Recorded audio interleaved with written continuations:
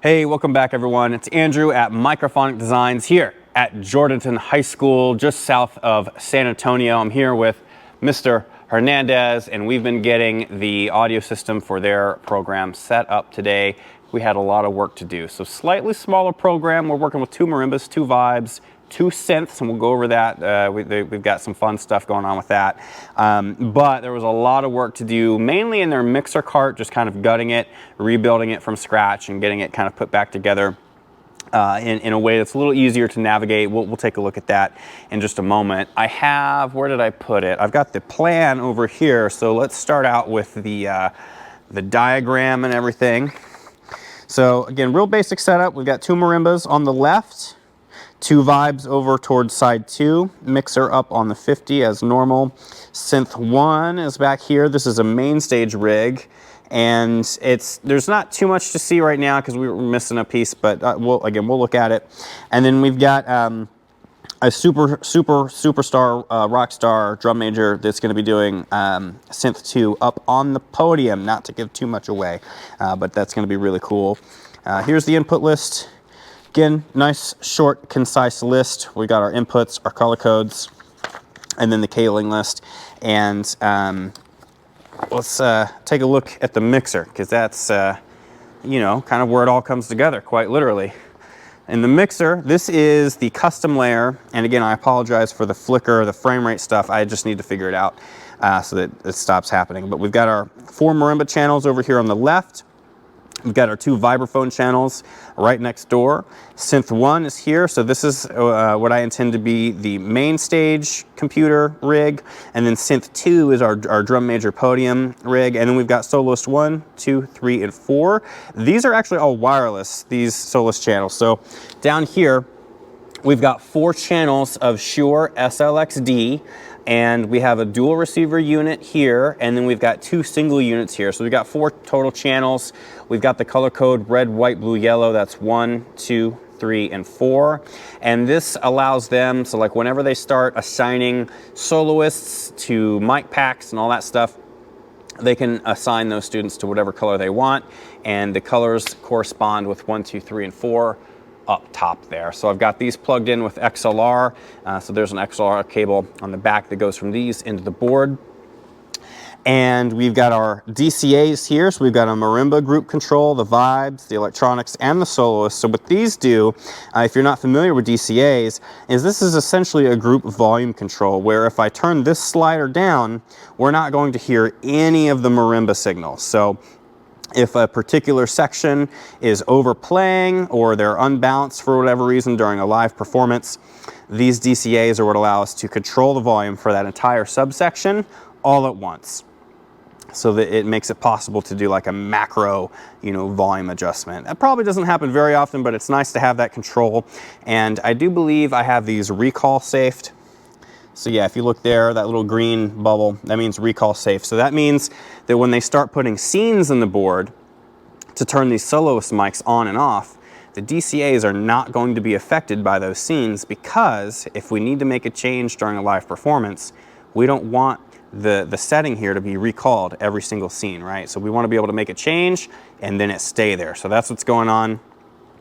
I've also got them set up with a separate subwoofer output and a mains output this year, which was not something that they had before, but I think they'll enjoy having separate control over those 2 things.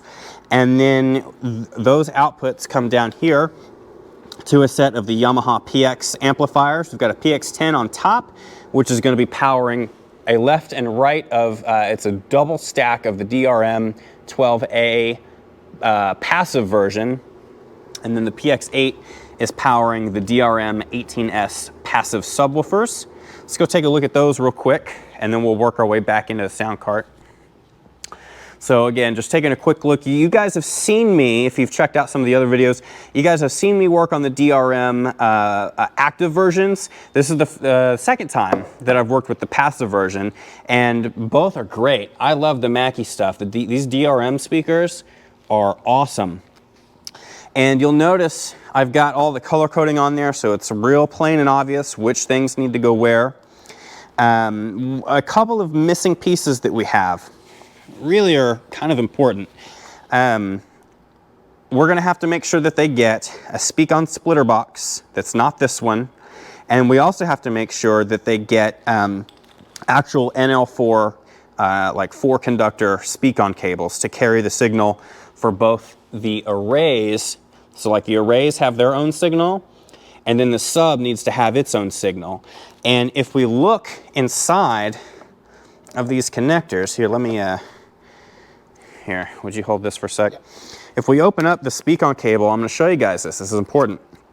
You'll see that there's 2 little wires. There's, in this particular one, a black and a white wire. So those are little copper wires.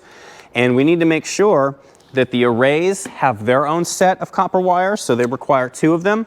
And the subwoofer also requires its own set of 2 copper wires. And a 4-pole or 4-conductor speak-on cable essentially has those 4 copper wires in one housing. That's really important because, guess what? In the mixer cart, this is how a lot of these things are built by default.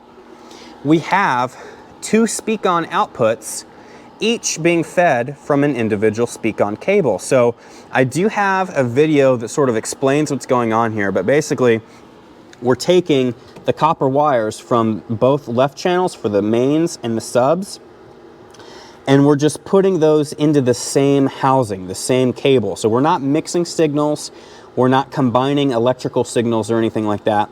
We're just combining the copper wires from this cable and this cable into a single run, and from this wire and this wire into a single cable. That's all that's really going on, is we're just putting them into one housing. It's kind of like putting 2 different pairs of sticks into the same stick bag. That's really all we're doing. And so we need to make sure that Jourdanton gets the proper speak-on cables to go from the side, which I need to add color coding here before I go, to go from these connectors to the actual speakers. So 2 things for them: 4-pole speak-on cables, quantity 2 at least to go to each side, and then quantity 2 of proper speak-on splitter boxes, because I tested these today and I've never seen this before, but these boxes take the signal from the input and it copies it to each side. So it's not like the 1 plus and 1 minus. It's not like the array signal comes to this side and the sub signal comes to this side. It like copies it. It was really an interesting find here.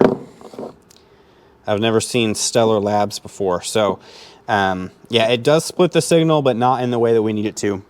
So that's what's going on there. We just need to make sure that their speak-on stuff is, you know, proper and true. And for the microphones and the keyboards, I actually made for them. I did some spring cleaning. I read this little book called The Gentle Art of Swedish Death Cleaning. Y'all, I cleaned out the office. I had so many cables, and I've been holding on to them for the right moment, and this was that moment. So I hooked this group up with some of my old stash of cables that I've just collected over the years, and that allowed us to do a few things that I think are really going to help them out, which is, one, I was able to use their old cables to make these bundles that come out. So I basically made a miniature snake for them that comes in, and then now they've got kind of like a basic version. It's not really a daisy chain, but like I was able to get the cables to run out down to the ends of the keyboards.